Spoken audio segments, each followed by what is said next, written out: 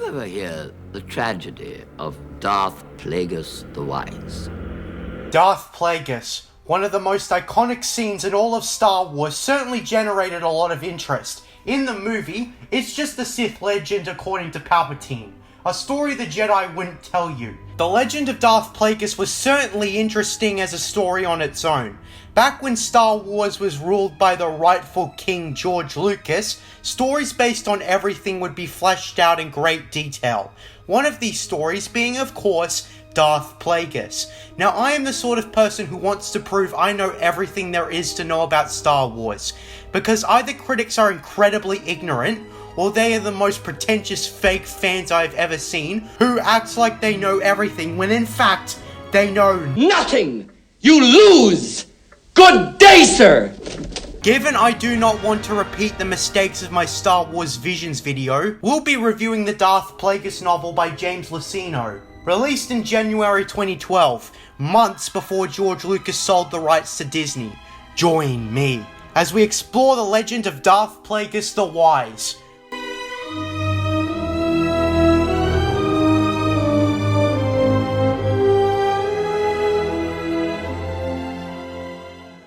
Unlike Disney's cookie-cutter, unoriginal, uninspired storytelling, George Lucas and most under him in the expanded universe nailed Star Wars. George Lucas, despite the toxic hatred towards the prequels, never gave up on them. Before, during, and after the trilogy's release, novels, comics, and games came out expanding the story.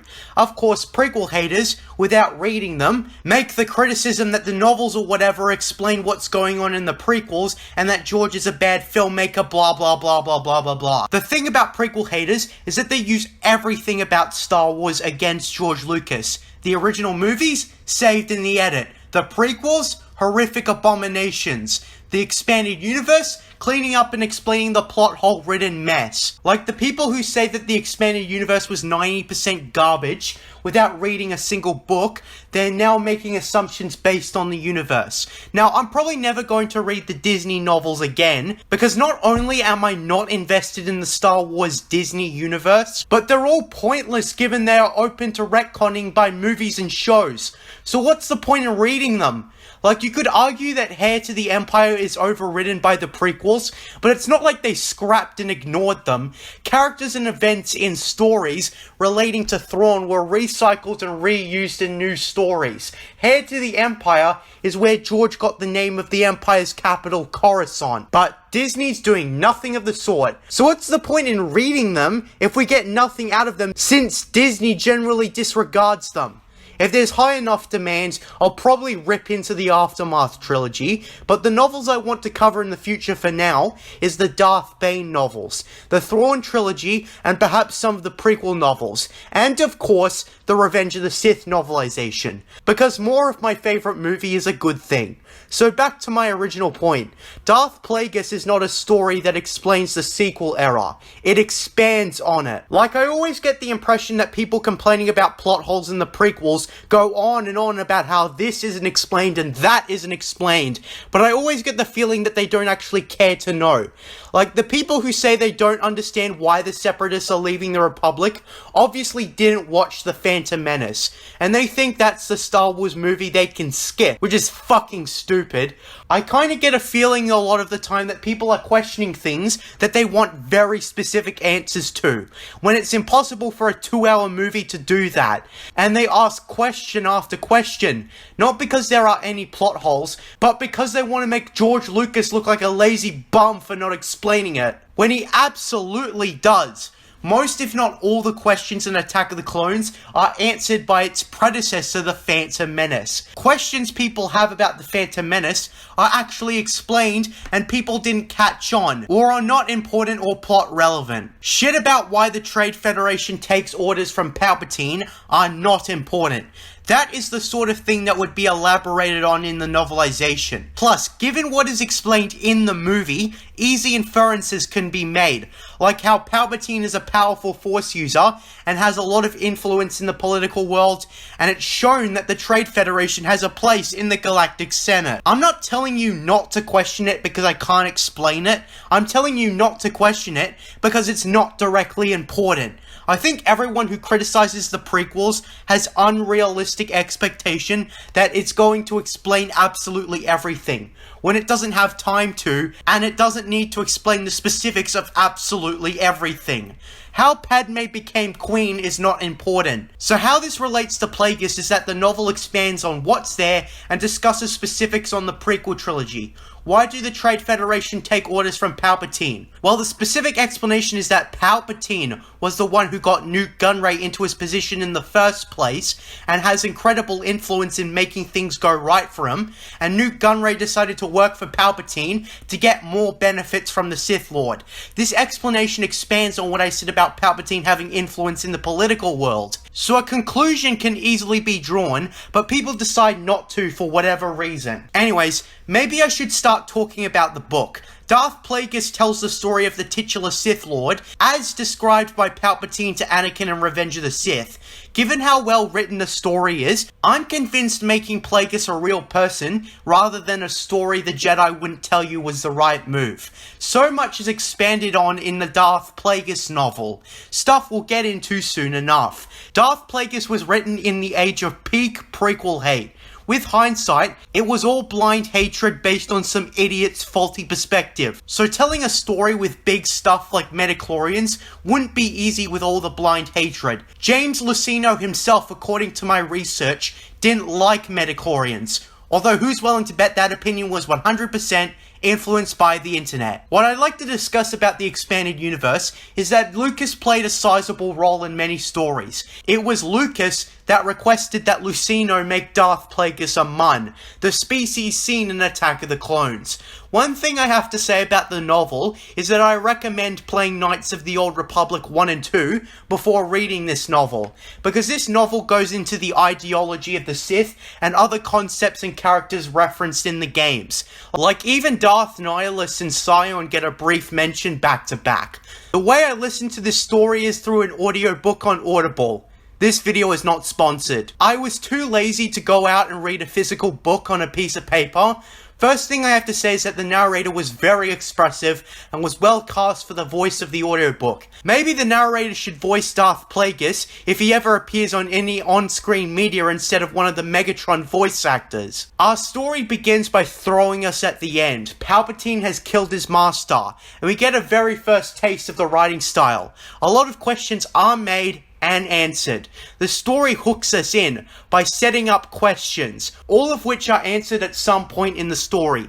It's simple, but the novel answers the why over the what, which I've spoken about before. What makes this story interesting was the Sith perspective. Disney is not the type that will give us the perspective of the bad guys ever, unless they're going to turn to the good side. This novel makes us understand the motivation of the Sith while still making them the bad guys. We understand what they want and how they think, but we still disagree with them.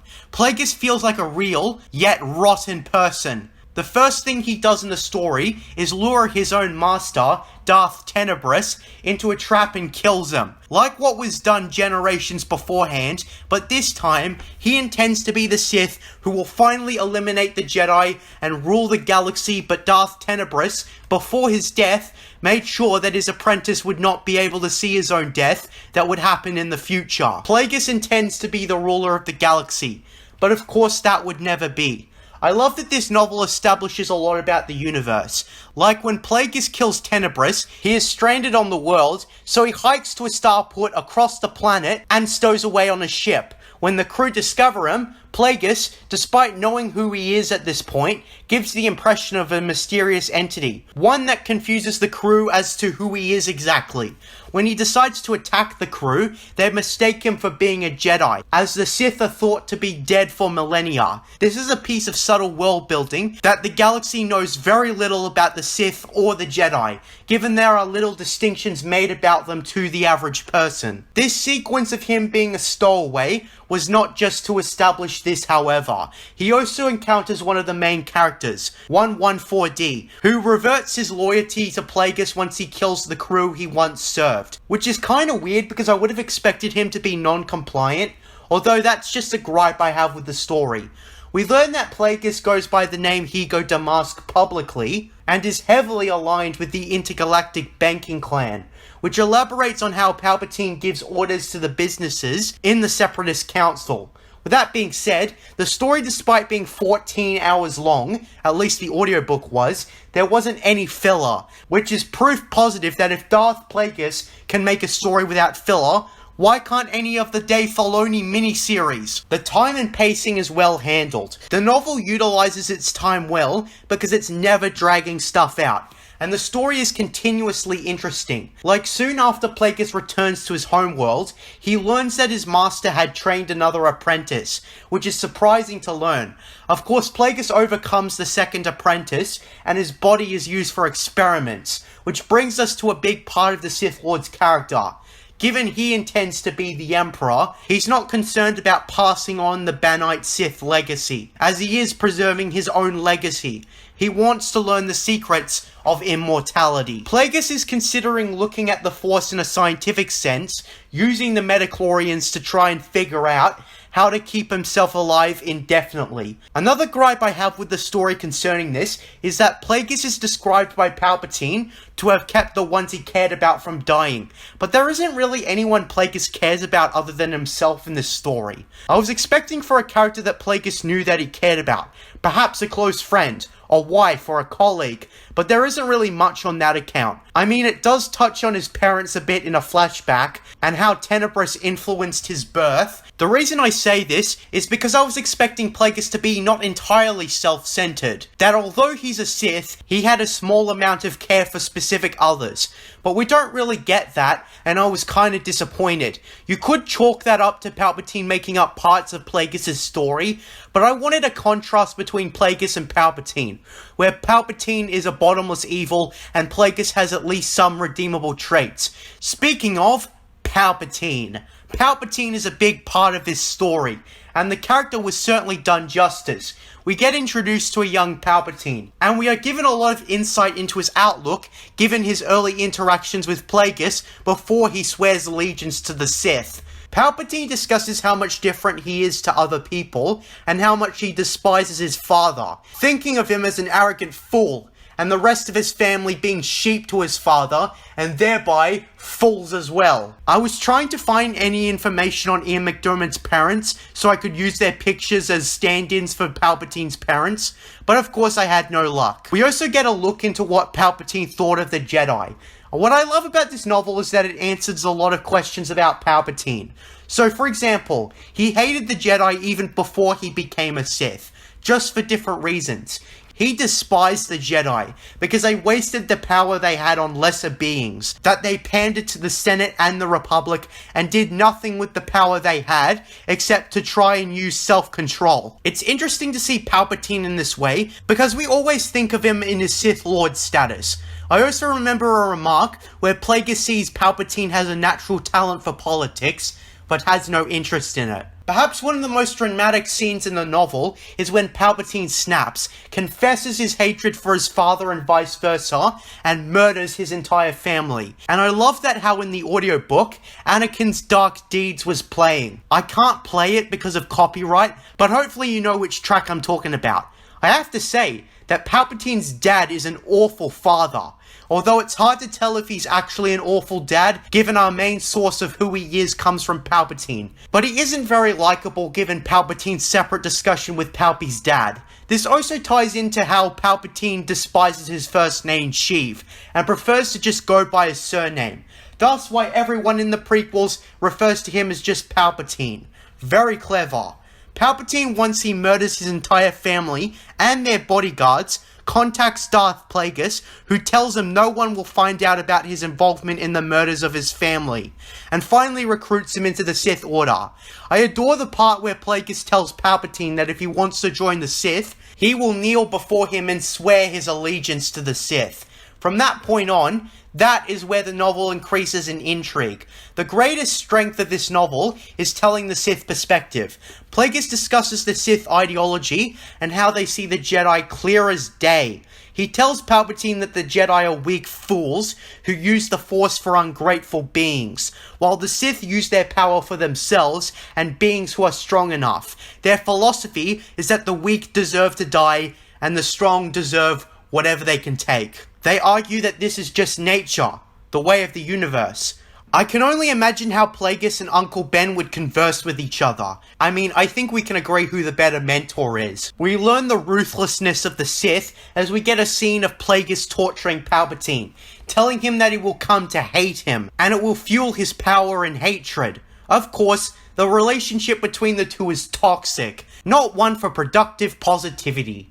Many Sith Lords are mentioned in Darth Plagueis. So many connections are made between this and other stories. Case in point, Knights of the Old Republic, which is why I said I'd recommend people play those games before reading this novel, because it elaborates on a lot this novel discusses. I guess the main flaw is that it can't stand on its own that well, and it relies on at least a greater understanding of Sith lore, because it references the ancient times of Star Wars a lot. So with that being said, the story sets up everything, how the Naboo crisis came to be, and it even introduces Darth Maul at some point. And I think Captain Fordo has a point when he says the momentum of the story is put to a halt because of TCW retconning Maul's original backstory.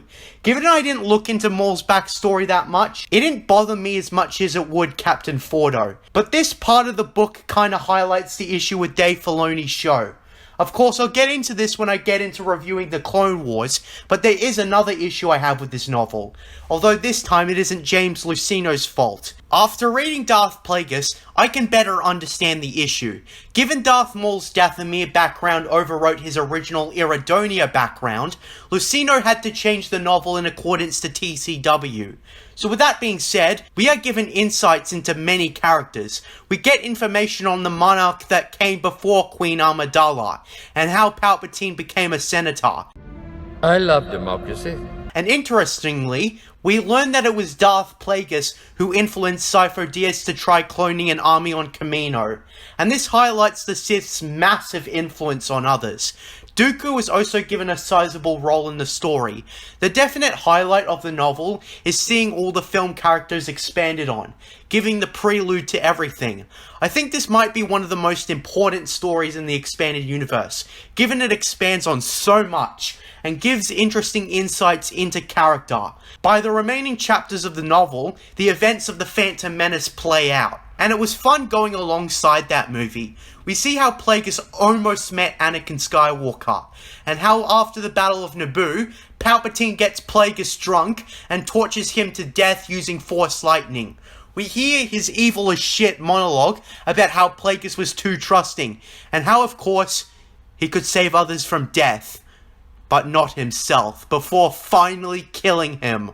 It made for a brutal part of the movie, that Palpatine was playing along the whole time, and not just deciding to kill his master just then, that he was scheming this for years. He expresses annoyance on how Plagueis held him back, on how he was self-concerned with his own legacy. Darth Sidious will be the one to rule the galaxy, not him. A nice touch that I also liked is how that the death of Plagueis was news overshadowed by the Battle of Naboo and other events. So yeah, great novel. I'm baffled on why Disney decided to scrap this story amongst the other stuff. I mean, they stole everything about the original character and changed a bunch of stuff to try and explain Force dyads in the sequels and other bullshit. They're basically overwriting the prequels in order to make it look like their sequels belong with the original 6 movies. So I'm fully expecting a weaker retelling of the legend of Darth Plagueis, which will be contrived as fuck, given there's no way you can explain Force dyads without making the whole story fall apart. This is why I'm kind of in between on whether or not they should decanonize the sequels.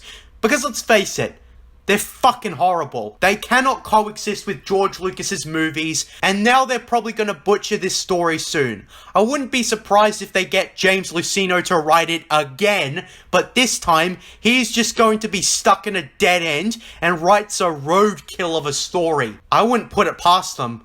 I demand that Disney adapts the original story into a TV miniseries where we get an on-screen appearance of Darth Plagueis. In fact, they should probably adapt a bunch of stuff from Legends, as long as they don't change a thing from the source material. I'm getting sick of the newer yet uninspired Solo stories. Just make adaptations of the old shit. Like, imagine how much money they'd make from these actual good stories. I have lost all hope in Disney Star Wars ever being good. So many fans hate Kathleen Kennedy. Why don't they just get rid of her? If someone who actually gives a shit takes over, then maybe we can see an increase in quality. Because Kathleen Kennedy has done little to please me. Or anyone else. I'm fearing that if Darth Plagueis is retold, it'll be a crappy Disney canon version. They'll cram in forced dyads and other shit that was not part of George Lucas's vision in any sense. They'll try to make it look as if the sequel nonsense always existed in Star Wars. They never make Star Wars stories about anything that's actually interesting. Instead, we're getting the Book of Boba Fett and other nostalgia bait.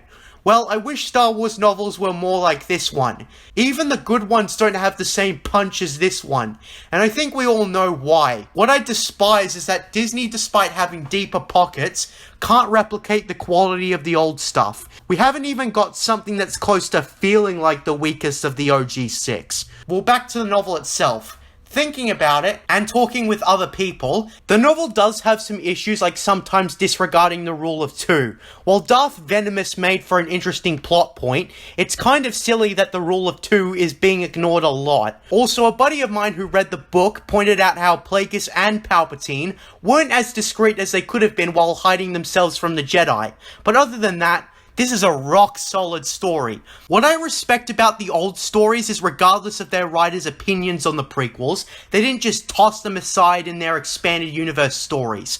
The reason I highly respect Chris Avellone, for example, as a writer beyond his talent, is despite him not being a Star Wars fan when writing KOTOR 2, he still did his research, unlike some other writers, who were given full reign with zero supervision. I'd give Darth Plagueis as a novel an 8 or 9 out of 10. Given my gripes and criticisms with the story, it made it fall short of a 10. Again, if you want to read this novel for yourself, I'd recommend playing Knights of the Old Republic.